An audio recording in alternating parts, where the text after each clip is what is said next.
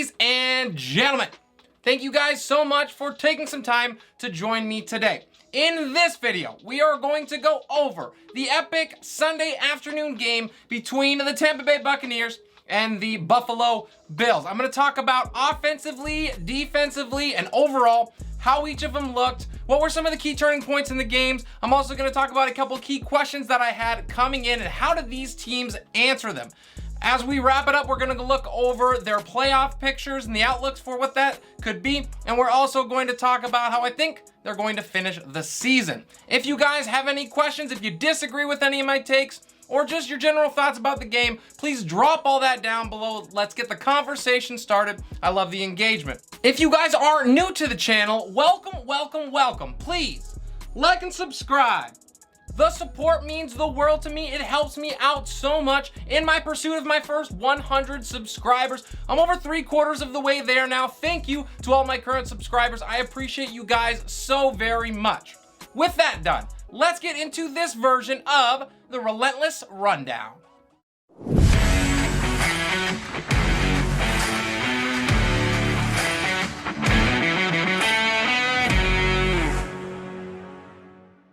I know for me, this was my most anticipated game coming in. I could not wait to see how both of these teams stacked up against one another.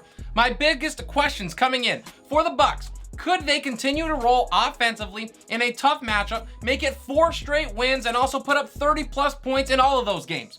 For the Bills side of things, would they be able to stop the bleeding? They came in losers of 2 out of their last 3 games and get some help on the ground for Josh Allen. This has been such a one-dimensional offense all season for Buffalo, and they glaringly need to get him some help. I am going to start on the offensive side of things for the Bills, who are really a dumpster fire for almost the entire first half. They scored just 3 points, and in that possession, they settled for a 25-yard field goal. They weren't able to punch it in to get the touchdown after an impressive drive.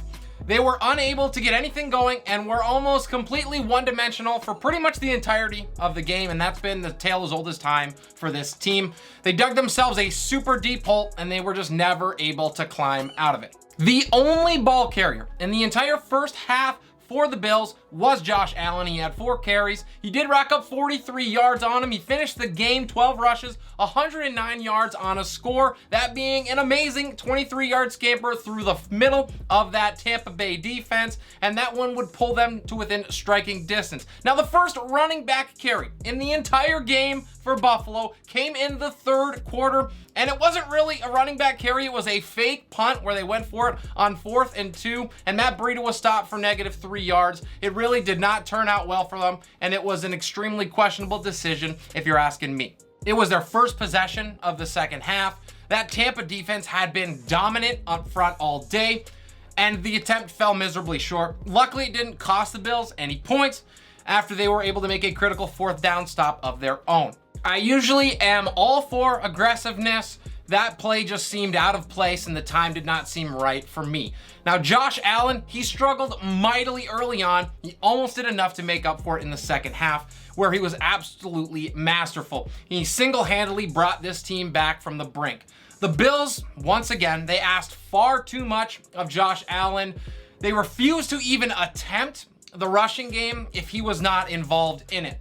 He became the 4th player in NFL history to throw for over 300 yards and rush for over 100 in the same game. It was an absolutely incredible performance from him, and he engineered 24 points in the second half to give Buffalo a chance. I understand that they really don't have a back that they feel comfortable with right now. They've been inactive and active with Zach Moss off and on for the last couple weeks. Devin Singletary has gotten inconsistent touches. Matt Breida is now somehow involved in this team. So I get that they don't have a back that they feel like they can go to.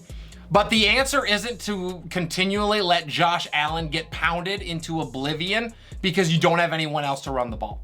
The last piece for the offensive side for Buffalo was to get that ball to start overtime and then to go 3 and out.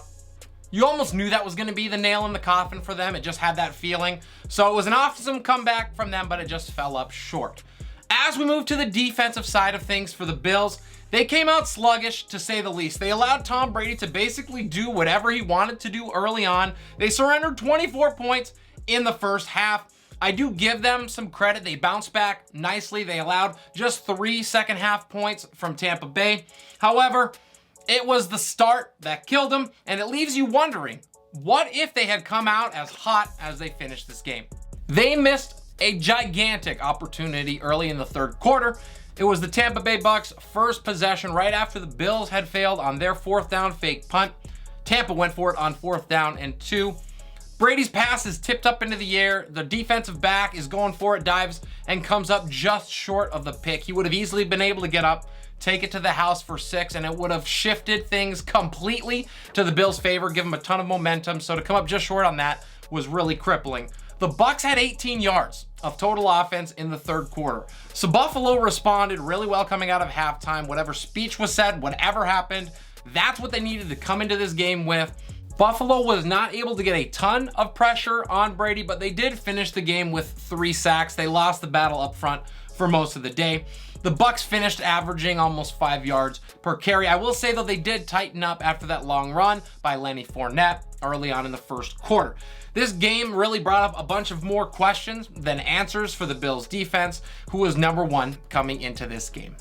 I don't think there's any other way you can say it. Right now, the Bills are in a tailspin. They started 4-1, and they were thought at that point to be a challenger for the overall number 1 seed in the AFC. Many people thought that they could be the best team in the entire league, but they are now losers of 5 of 8, and they are fighting for their playoff lives in the AFC.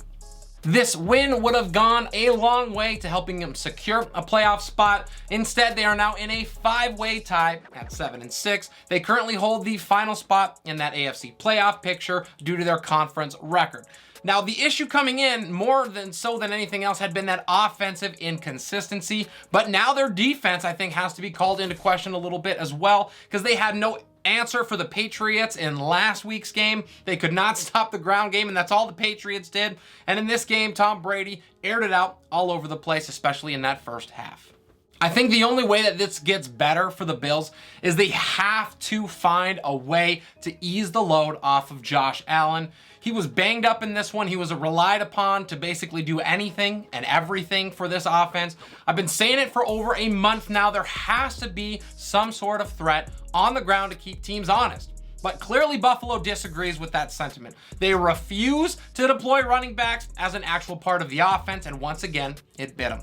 Now, it is not all doom and gloom for the Bills. With all of that being said, the schedule lines up really nicely for them to rebound and win 3 out of their final 4 games. They're going to be heavily favored in their remaining matchups with Carolina, Atlanta, and the Jets. The only real test that they have is coming up with that rematch with the Patriots in Foxborough in Week 17. Now, needless to say, I do not like their chances in that game.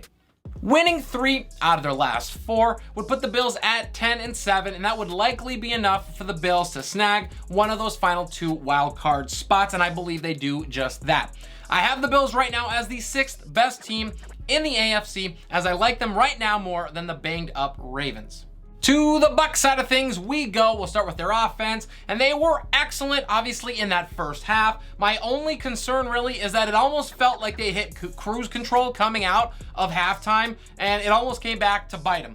There was definitely a better showing from the Bills' defense in the second half. I don't think there's any question about it, but it should not have been enough to hold this high-powered offense to just 3 points in those third and fourth quarters. Tampa Bay was really able to move the ball at will, and they did so with an impressive balance. Not only did Tom Brady throw for 363 yards, he had 2 passing touchdowns, he ran for a touchdown as well, and Brady had 3 runs for first downs in the first half, which for me, I mean, I did not know that that was an ability that he even had left, so that just showed another little something that he adds to his game. Now, playoff Lenny. He came up huge again. He had 113 yards on the ground. He had that 47-yard touchdown run early on where he barreled through a defender, stiff-armed, and was able to outrun the corner to get to the end zone. That was an awesome play, and it opened the scoring for the Bucs.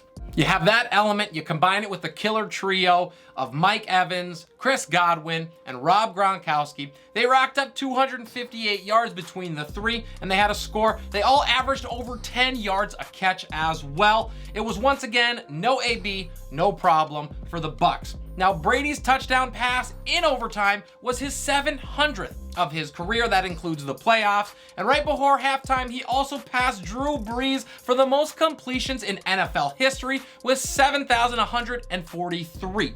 He was unstoppable and is looking like the clear-cut MVP frontrunner right now. On the other side of the ball for the Bucs, it was really a tale of two halves for that defense. They seemed to also be missing a killer instinct in that second half. They could not contain Josh Allen in the second half at all. They smothered him early, but in the second half, he was really able to get out of the pocket and either beat them with his legs or create time and throw it downfield and beat him with his arm. Now, they certainly made life difficult for him. They hit him 11 times and they racked up 4 sacks. And they really banged up Josh Allen. He was limping in much of this game, and you could tell that he was clearly in some discomfort. The incredible pair of Devin White and Shaq Barrett terrorized him all day. They combined for 3 of the sacks and 7 of the quarterback hits, and they are going to continue to be a formidable duo.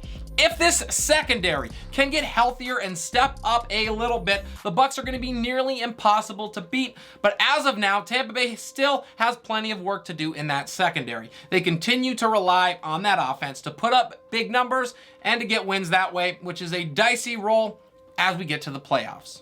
With the win, Tom Brady moves to 33-3 against the Bills in his career, and the Bucs were able to keep pace with the Green Bay Packers, who also got the win on Monday night, and keep pressure on Arizona, who has a big Monday night showdown going with the Rams. Now at 10-3, it is very likely that they're going to get to 14 wins with games against New Orleans, the Jets, and Carolina twice to finish the season.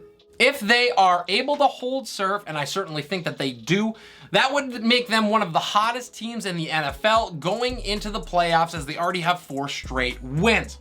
They need to get some help if they're going to pull off that #1 overall seed. I think that seems unlikely because Green Bay's schedule to end the year is not difficult at all. And Arizona, even though they have a more daunting one as well, they still have a leg up on them right now.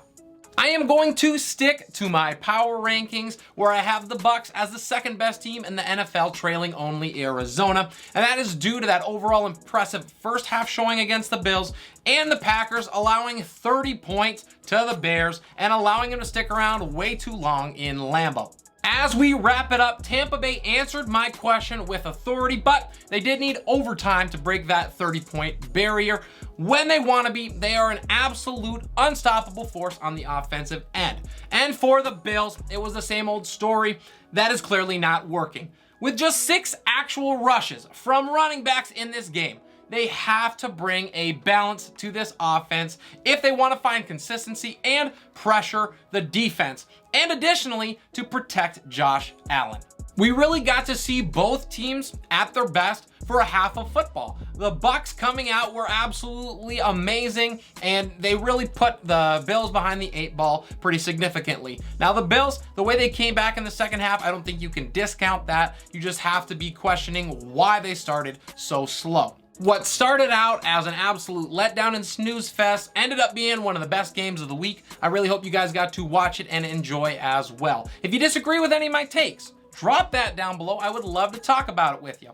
If you are new to the channel, if you haven't done it yet, if you are enjoying the content, please like and subscribe. The support means everything to me in my pursuit of my first 100 subscribers. I appreciate all of you guys who are currently subscribed right now. This is Relentless Press. I'm your host, Abraham Opatz, and we'll see you next time.